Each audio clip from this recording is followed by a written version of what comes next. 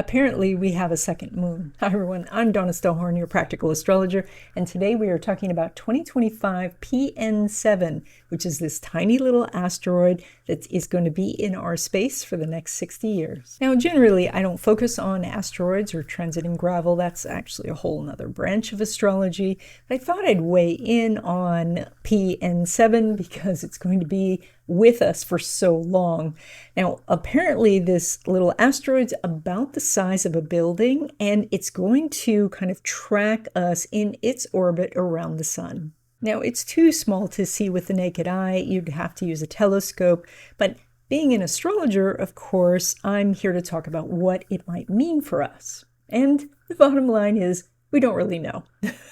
And that is because the way astrology works is that when we come across a planet or a body or something like that, then what we do is we put it into charts and we start to look at how society works with it, how individuals work with it, and over time we get a definition of the energies. For example, we found Pluto in 1930, so we've been working on it for about 95 years, and when we look at the sidereal positions of the constellations out there, we have been working on our definitions of the astrological signs for about 20,000 years.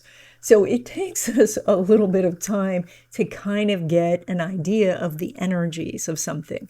But that said, first impressions really count, and there is a very interesting first impression of PN7. So there's an astronomer named Nicholson, and he was talking about PN7, and he said, think of a wolf that follows a band of prehistoric hunters. The wolf is looking for scraps, but he doesn't actually become part of the group, and eventually he moves on. Now, that energy, if we start to look at that with this asteroid, we could find some information for ourselves. I think it's most interesting that this analogy comes along during a time of Pluto in Aquarius, because Pluto in Aquarius is about finding a group, finding your tribe, picking a side.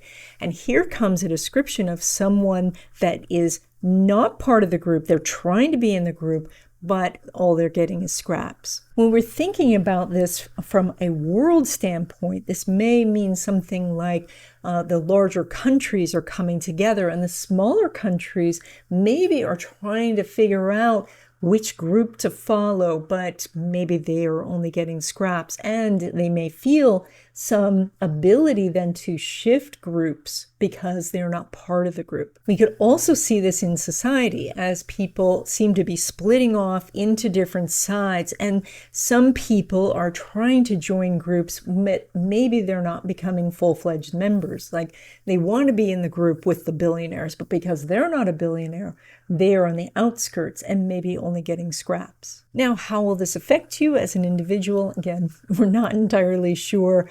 This asteroid was discovered on August 2nd, 2025, so that gives it about a 10 or 11 degree Leo energy, and so you could place that in your chart and see if that resonates with something you're doing or working on. But the fact that this is going to be in orbit with us for 60 years tells me that there is something about this. And so be aware of that message. Think about that initial story.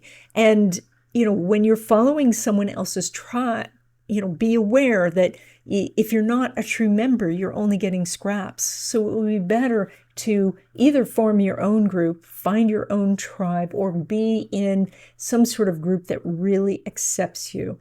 And by the way, if you don't know how to place this in your chart, I can send you a PDF of your chart. There's a link in the description. Put PN7 in the description or the tag, the subject line. And then I'll show you where it is in your chart. And I'll see you in the next video.